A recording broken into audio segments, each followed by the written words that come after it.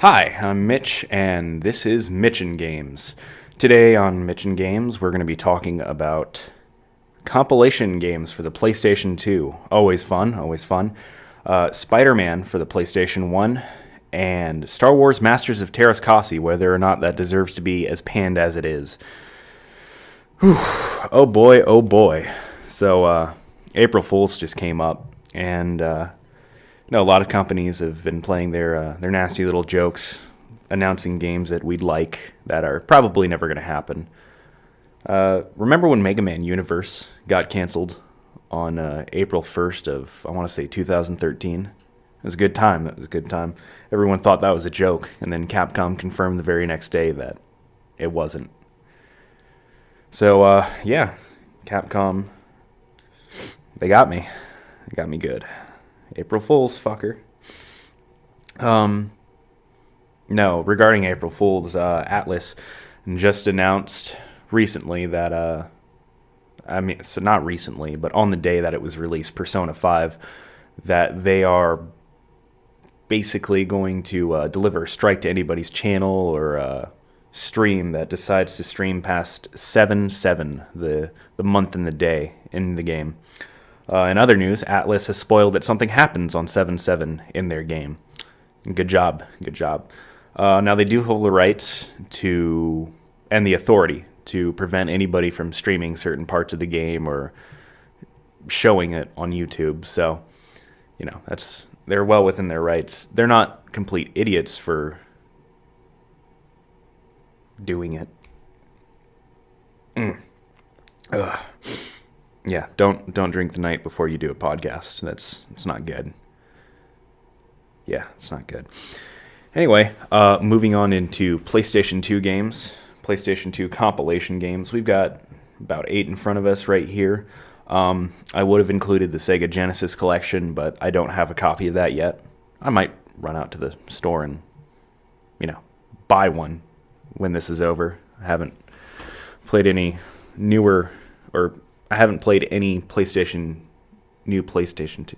What's the phrase I'm looking for? I haven't played any PlayStation 2 game that I don't own yet. So I need to pick up the Sega Genesis collection so I can say I've played it.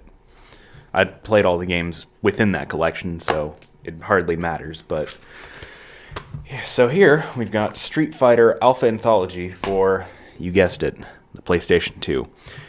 It touts having 5 different Street Fighter games: Street Fighter Alpha Warrior's Dreams, Street Fighter Alpha 2, Alpha 2 Gold, Street Fighter Alpha 3, and Super Gem Fighter Mini Mix. This isn't true. It actually contains a couple extra hidden games. I think it contains a modified version of 2, and I know it has Alpha 3 Ultimate, or something along those lines. It's an unlockable game you get by completing super duper secret tasks, which you can find on Game FAQs and Cheat Code Central, if those are still around. It's actually pretty interesting because this game has hard disk install mode, where you can install it to your PlayStation 2 hard drive if you have that connected. It takes up 2,048 megabytes of free space. It also touts,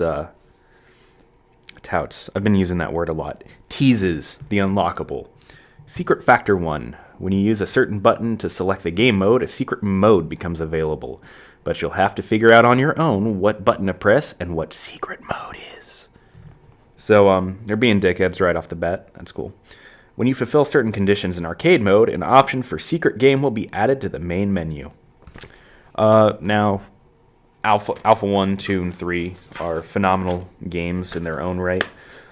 They serve as a prequel to Street Fighter 2, story-wise, and gameplay-wise, they're fairly solid.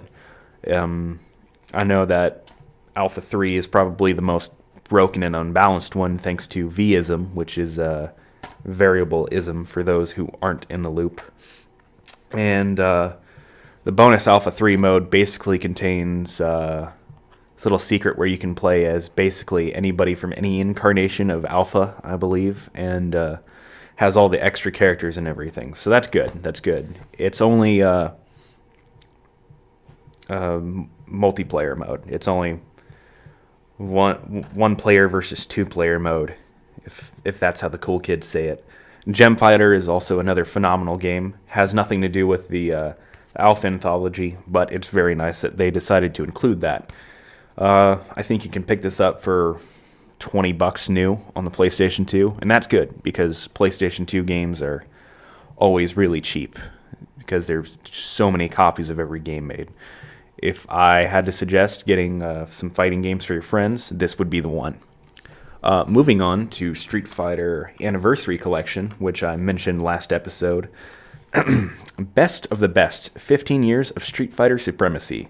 This awesome compilation features Hyper Street Fighter 2, a blend of the 5 Street Fighter 2 games in one, plus the arcade smash hit Street Fighter 3 Third Strike. Prepare yourself for the ultimate collection of ultimate fighters, including Ryu, Ken, Chun-Li, Cammy, Bison, and more. So, celebrating the 15th anniversary of Street Fighter, it contains Third Strike, Street Fighter 3 Third Strike. However, you're supposed to. Third Strike is over the logo, so it's throwing me off. Fight for the Future. Your fairly standard fighting game. It's not bad. It's very good. I'm not a huge fan of the parry system because, people who try and pull that off constantly stay easy. Let's see. Hyper Street Fighter 2, the Anniversary Edition, which contains all 5 previous incarnations of characters, all rolled up into one Street Fighter 2 game. I think this is a definitive Street Fighter game, but Capcom seems to disagree. And it also contains Street Fighter 2, the animated movie. Excellent. I would definitely suggest you watch that if you can. It's not considered canon anymore, I don't think, but it's very fun. Let's see what this... So it offers a move list, which is very useful. Player type, it gives you a guide to the player type system. It even tells you how to select Akuma here in the manual. That's pretty neat. You'll never really see that. So the 5 versions are normal, which is the base version of Super Street Fighter 2, Street Fighter 2 Championship Edition, Street Fighter 2 Turbo, Super Street Fighter 2, and Super Street Fighter 2 Turbo. I think Super Street Fighter 2 was called the New Challengers on home console versions like the Sega Genesis and Super Nintendo, but I'm not entirely sure. It's got the original artwork for all the characters in here. The manual's black and white, so it's nothing to write home about, but it's nice that they let you in on those little secrets that a certain Alpha 3 or Alpha Anthology would not tell you. Next, I'm sorry, my voice is cracking. I've hit puberty. Sega Classics Collection. The Ultimate Sega Collection Remastered. Relive the thrill of these classic Sega games that changed the world of video gaming. Now with enhanced graphics and sound. You'll experience these games like never before. Features games like Outrun, Space Harrier, Virtual Racing, Monaco GP, Tant R, Golden Axe, Columns, Fantasy Zone, Bonanza Bros, and Alien Syndrome. This is an excellent addition to your PlayStation 2 collection if you haven't had the chance to play through this yet, or any of their arcade counterparts. Basically, all of these are just remade with 3D graphics, but they look amazing, they sound a bit better, and it's nice to have this on your home console. Unlike the other 2 collections we mentioned beforehand, there are no unlocks for this. There's no hidden bonuses. You get what you pay for. This is $15. It's pretty good. Moving on, keeping with the Sega theme, we've got Sonic Mega Collection Plus, the enhanced version of Sonic Mega Collection for the GameCube. On the back, take a blast into the past with incredible Sonic value. That's good. It's something you'd see at Winn-Dixie. Incredible Sonic value. 7 classic Sonic Genesis games, plus 6 additional Sonic Game Gear hints. I'm so sorry for that. Unlockable games and secrets, redesigned interface, and extra bonus material. Sonic the Hedgehog 2, 3, Robotnik's Mean Bean Machine, Spinball, Sonic 3D Blast, Sonic and Knuckles. It's basically the go-to Sonic game if you want all the Genesis ones, but you don't own the Genesis. This collection also had a sequel, Sonic Gems Collection, And that had Sonic CD, Sonic R, and I want to say Sonic Drift 2? I don't know, it was another... Sonic the Fighters as well. And it had the remaining Game Gear titles that nobody really likes. So yeah, you can also unlock games such as Sonic and Knuckles, Sonic 3 and Knuckles, Sonic 2 and Knuckles, hidden games like Comic Zone, Ristar, the Ooze, all of those. This game is pretty unique in that you need certain PlayStation 2 files of certain Sonic games like Heroes in order to unlock the games. Of course, you could go through the process of unlocking it the alternate way, which is starting a game up 50 times. But I don't have the patience for that. So I'm just going to pick up Sonic Heroes today. Namco Museum. Yep. Everybody knows what Namco Museum is. The PlayStation 2 computer entertainment system is getting the classic treatment as all-new Namco Museum hits home with all the retro gaming goodness that the series is famous for. Only now it's bigger and better than ever. Itching to get your hands on yesterday's arcade hits? Well, look no further as Namco transports you back to the good old days when gameplay, those are two separate words here, gameplay was king. No tokens needed, 2 exclamation points. So it's extra exciting.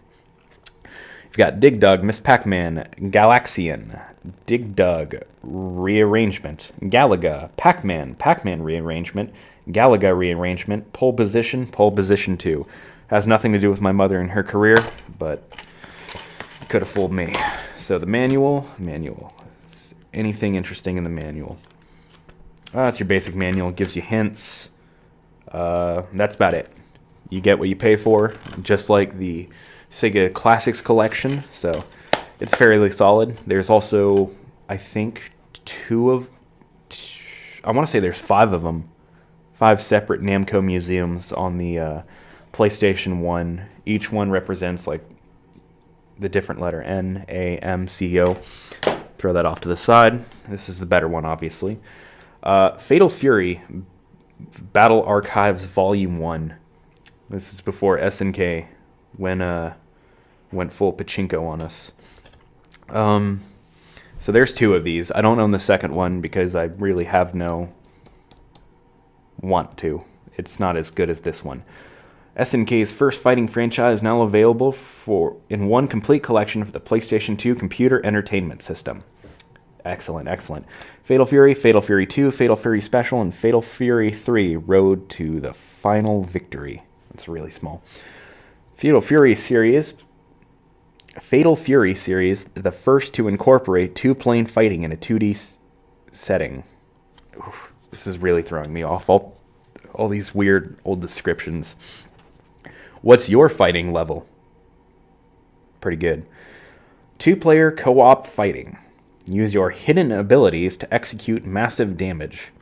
Okay, so it's your standard 1 to 2-player fighting game. Nothing special here, except it's Fatal Fury. It's, of course, going to be excellent. It's got the move list, abilities, and all that. And, yeah, if you like King of Fighters or any of the Fatal Fury games, Art of Fighting, anything done by SNK, this is a go-to collection. You can get it for $10 at any discount bin. Next, we're going back to Capcom with Mega Man Anniversary Collection. A tribute to Mega Man. It's very aptly said. Challenge yourself with some of the most extreme Mega Man titles ever released while unlocking a cache of bonus features in this special collection to celebrate Mega Man's 15th anniversary. For the first time ever, play the original Mega Man 1 through 8 series and 2 never before released in the US arcade games to your PlayStation 2 computer entertainment system. 10 Mega Man games on 1 disc. Footage from the original Mega Man TV series. Oh boy. Learn about the history of Mega Man. Over 30 original artwork selections. Remix music tracks inspired by series and more.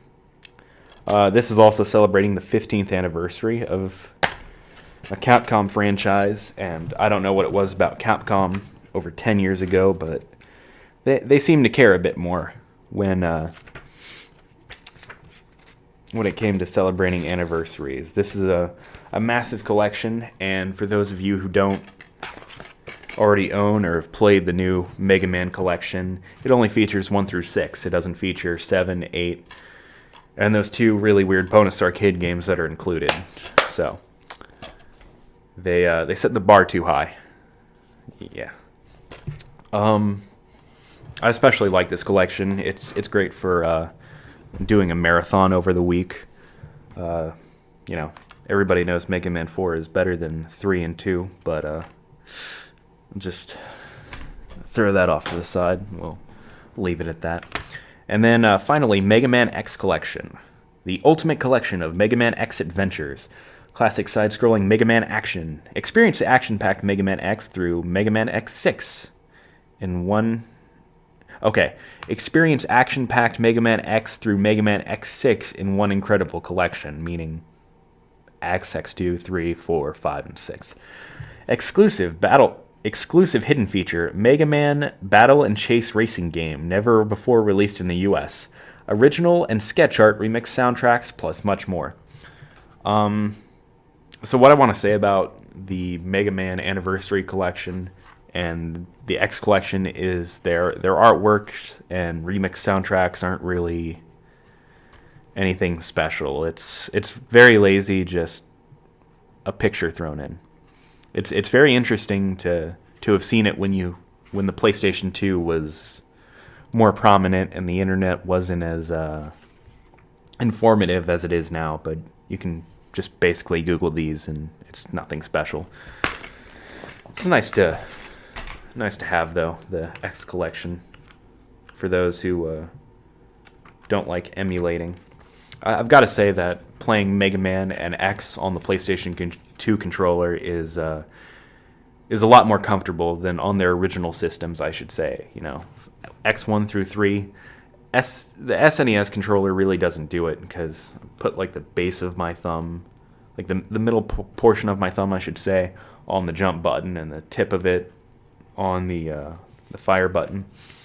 But the PlayStation 2's got these really nice, more squishy, responsive buttons that it kind of melts in your hands. So it's a lot easier to control what you do in both of those games. And the D-pad's phenomenal, so you can't beat that. Yeah, this features basically a extra unlock of a Mega Man Kart game. It's basically like Capcom's answer to Mario Kart, but with Mega Man. It's a lot more challenging, I should say. If you haven't had the chance to play it, you can emulate it on any MAME arcade emulator, I think is what they're called, if your kids are into that sort of stuff. Or you can just pick up Mega Man X Collection for $10 at your local game store that doesn't rip you off. I gotta say that was fun. It padded about 18 minutes and 20 seconds worth of our time, which is good. I need to do more of those. That way I can get away with saying that I did 40 to 50 minutes of a podcast. So moving on to Spider-Man for the PlayStation 1. It's an excellent game. For those of you who aren't aware, Spider-Man is a comic book based around a young man named Peter Parker who struggles through everyday occurrences in life and balances it between his personal life and his acts of heroism. Slinging webs, just like flies, catches thieves anytime. It's not how it goes, but who cares? So Spider-Man for the PlayStation 1 adapts various elements of the comic book. It doesn't adapt any specific story arc, but it does have several elements you'd see and expect from it. And that's what makes it a fantastic game in a lot of regards, is the characters, the writing, all the over-the-top shit you would expect from a standard Spider-Man story. Now for this game, it's split up into 6 different sections, each one considered a comic book, I would suppose. I'm going to get better at this, I promise. And yeah, I just noticed that I went through 20 minutes of unrecorded audio just now. I'd gotten to the end of Star Wars Masters of Teras Kasi. It wrapped everything up. I said next episode will be will be great, what games will be featured on that, and then I check back on this audio and notice, oh hey, you're a goddamn idiot. So I'm going to just start this one over. Spider-Man for the PlayStation 1, Nintendo 64, Dreamcast, and it got an enhanced PC port a year later, I think. It was made by Neversoft, rip in peace, same guys who did the Tony Hawk franchise. And it's overall just a great game. Great characters, excellent story. That's pretty much where I stand with that game. It's very good. I would highly suggest you play it if you own any of these systems. Now it's not without its flaws, of course, and it's better aspects than other Spider-Man games, which is why I'm talking about. Oh man, I am. You'd be surprised how tiring it is talking for 20 straight minutes, only to find out it wasn't recorded. Whew. Need a bit of a drink.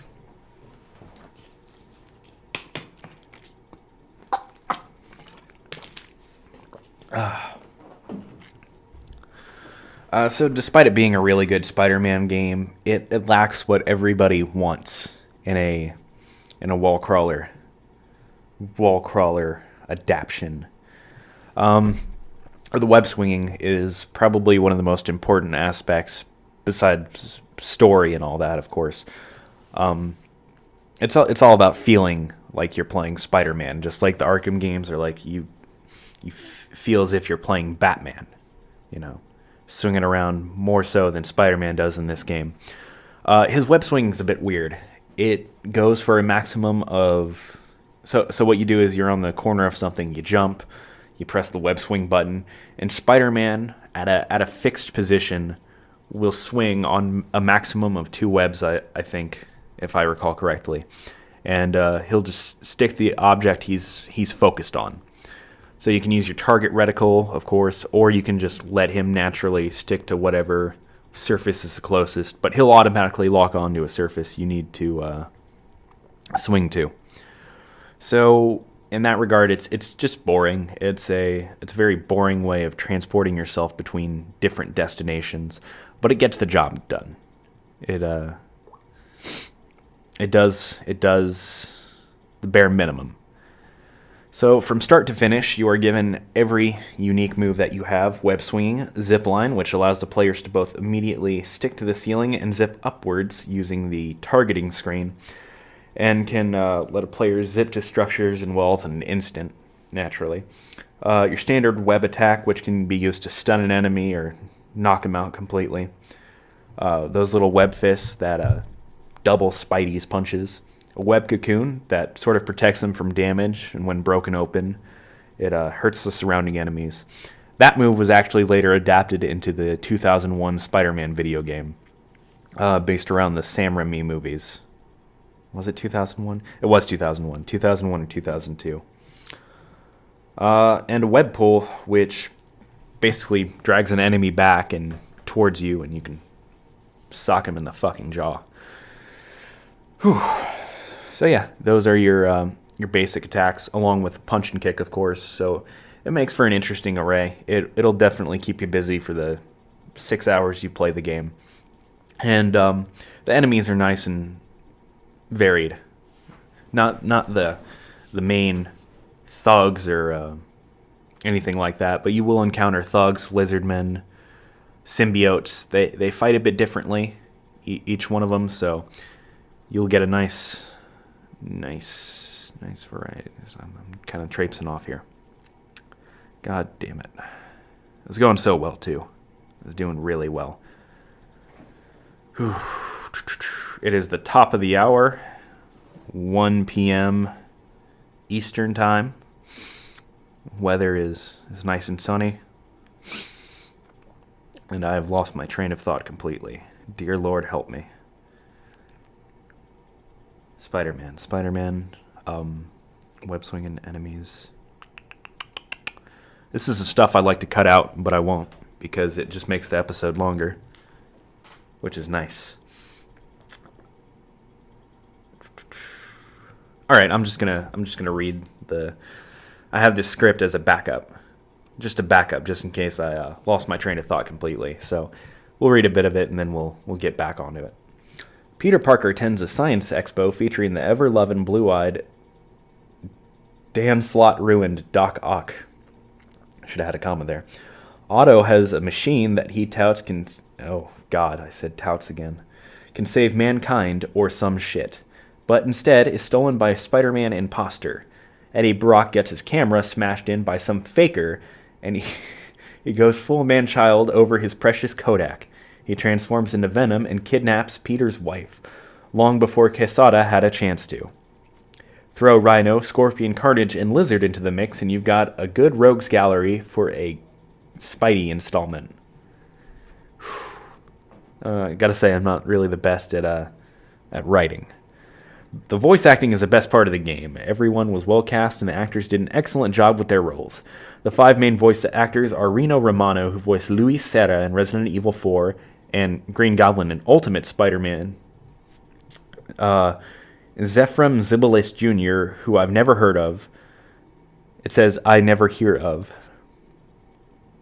It's going to be a long script. Jennifer Hale, who's worked on countless video games. D. Bradley Baker, who has apparently made it his life's goal to be in every animated feature to ever exist. And Darren Norris, who you might remember as Cosmo from Fairly OddParents and Comfrey from Steambot Chronicles. And then it basically goes on to 5 minutes of me sucking Darren Norris's dick for being the best voice actor in the game. He's amazing. He voices Venom, Punisher, Captain America, Human Torch, a couple other characters, and he does a really good job. He emotes them as you would imagine their voices being in the comic, and the game also features several unlockables such as character models, costumes, comic book covers, which provide information about the comics. All in all, just pick it up. If you've got a Nintendo 64, Dreamcast, PlayStation 1, or a PC, it should be pretty easy. I found my copy for $5 without the case, which irks me, but, I'll get over it one day. There's also some other Spider-Man games worth checking out that I'll suggest. Spider-Man and X-Men Arcade's Revenge for the Sega Genesis. Very, very solid game despite it being made by LJN, which apparently are evil or something like that. I'm not quite sure what the hate for them is. I guess it's because they've only done mostly licensed stuff. I never usually go near those. So Spider-Man Shattered Dimensions, if you really liked the voice acting works of Neil Patrick Harris, Josh Keaton, Rino Romano, and that other guy from the animated series I never watched. He did a pretty good job with 2099, but they all make their return for 4 different Spider-Men. You play basically, it's supposed to be 4 different styles of games, but it's essentially Spider-Man 2099 and Ultimate, and then Spider-Man Noir, which is a very bad Arkham Asylum knockoff. The combat's kind of iffy. The gameplay is a bit sloppy, and the game's overall just very glitchy. But it is a Xbox 360, PlayStation 3 title, and it never really received an update, so it is what it is. It's a very solid game. It also features more unlocks. There's Spider-Man Edge of Time, which was kind of like its sequel. That featured just The Amazing Spider-Man in 2099. Amazing Spider-Man, of course, trying to change the past, so no, I'm completely wrong. It has Spider-Man 2099 trying to change the past, so Amazing Spider-Man doesn't die during a certain event that happens. Unlike Shattered Dimensions, this one's a bit more restricted, and basically all the environments are the same. So if you get tired of those real quick, then you'll get tired of this game. Great plot, great characters, though, and it's just a fun game. Beanox doesn't own the rights to making Spider-Man anymore after that, I think. I think it was passed on to somebody else. Sony. I think Spider-Man, the new one for the PlayStation 4, is supposed to be a timed exclusive. I think. I don't know. Check out Ultimate Spider-Man and Spider-Man 2 as well if you ever get the chance. Spider-Man, Friend or Foe, Web of Shadows. All these are great games. Honestly, there's hardly any bad ones besides the ones on the handheld. Those are pretty half-assed, if you ask me. Moving on to our final topic for today, we're going to be talking about Star Wars Masters of Teras Kasi, and if it deserves to be as bashed as it is. So, right here from the Wikipedia page, because I'm not super eloquent, Star Wars Masters of Teras Kasi is a fighting game developed and published by LucasArts, which released for the PlayStation in 1997. Set in the Star Wars universe, the Emperor seeks retaliation for the destruction of the Death Star and recruits the mysterious Arden Lin to battle in the art of Teras Kasi, an unarmed combat discipline against leaders of the Rebel Alliance. The game features Star Wars legacy characters, including the Emperor's hand-turned Jedi, Mara Jade. Hand-turned. I haven't heard that phrase before.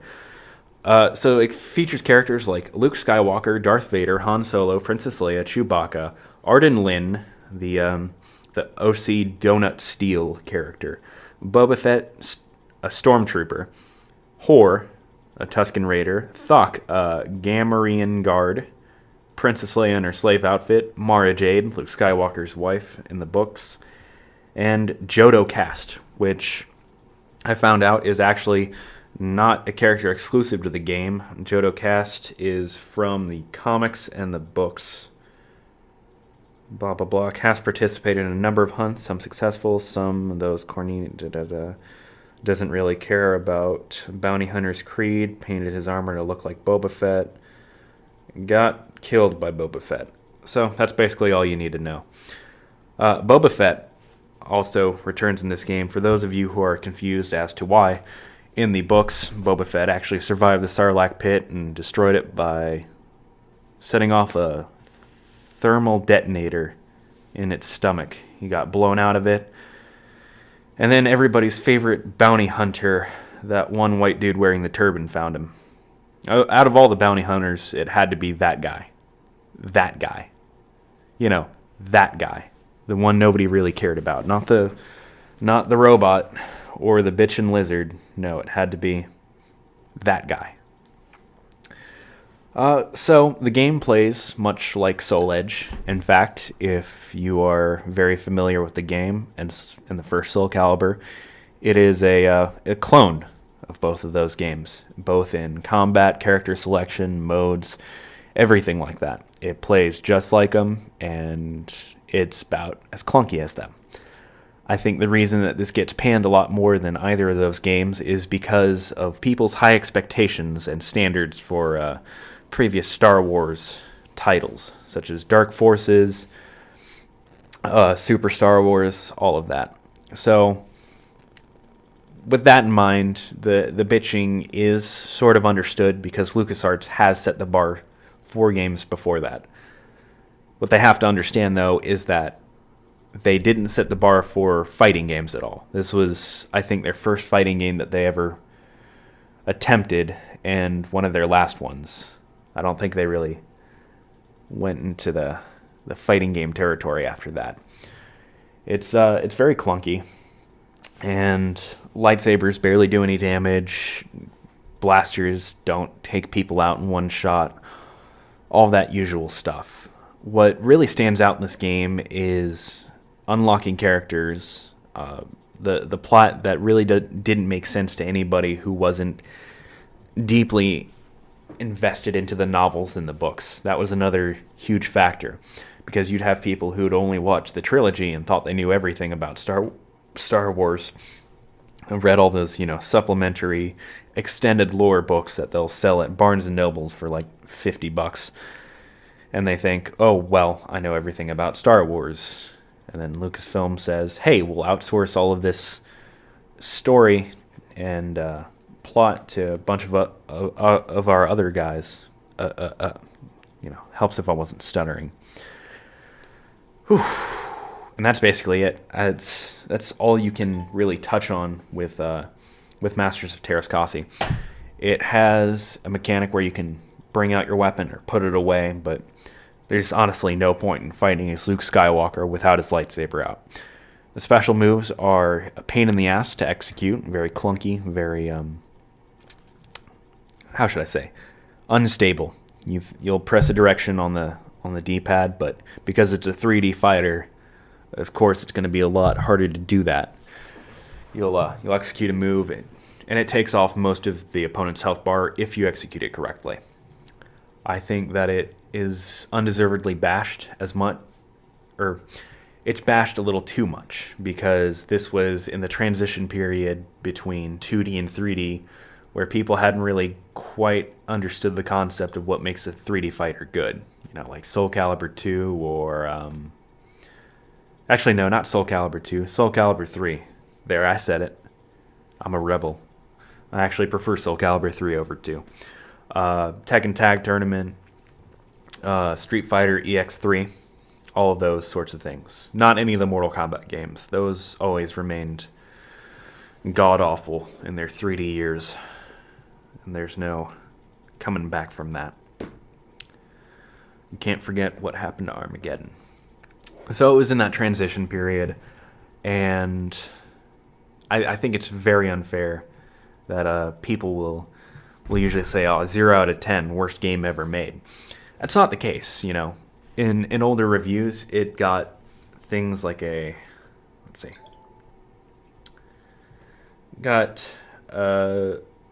rankings gave it a 53.83. I'm not sure how the hell very precise decimal scores like that work, but it did. A 6.75 by Game Informer, 4.4 out of 10 by GameSpot, 4 out of 10 by IGN, 3 out of 5 by OPM, and 3 out of 5 by PSM. Those are average. 5 out of 10 is an average review.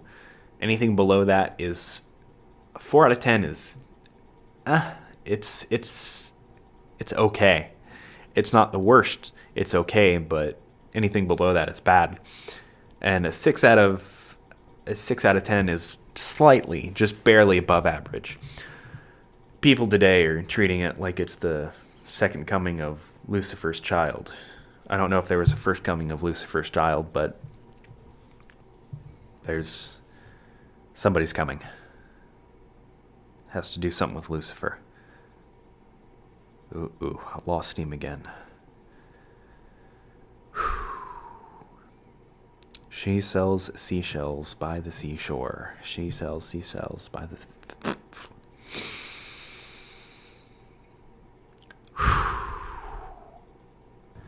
So, in summary, Star Wars Masters of Teras Kasi, it really doesn't deserve to be as bashed as it is. I didn't touch on the mechanics a lot because there's really not much to say besides it's a Soul Edge clone.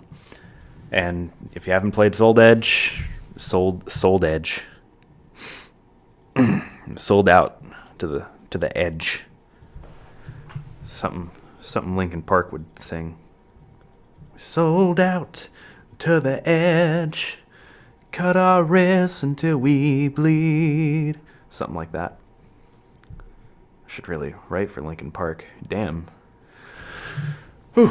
So, yeah, all of these games, the PlayStation 2 compilations, great if you don't own any of them. It's a nice, effective way to play all of them at once. Go through a little binge marathon, like I do on occasion. Spider-Man for the PlayStation 1, Shattered Dimensions for the PlayStation 3, Xbox 360, Web of Shadows, Ultimate Spider-Man, Spider-Man 2, Spider-Man and X-Men Arcade's Revenge. All games I would highly suggest you go out and give a try if you're a fan of the wall crawler.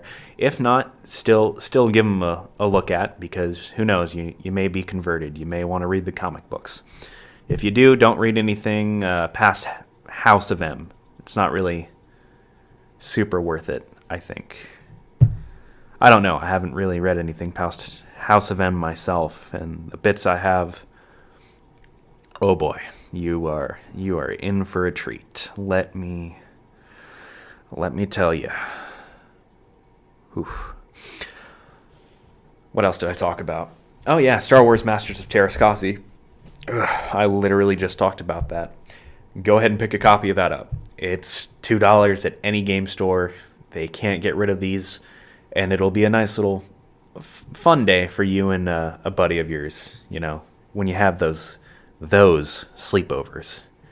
You know which ones I'm talking about. Next week, we're going to be talking about Revenge of Shinobi on the Sega Genesis and Sega CD and its licensing issues.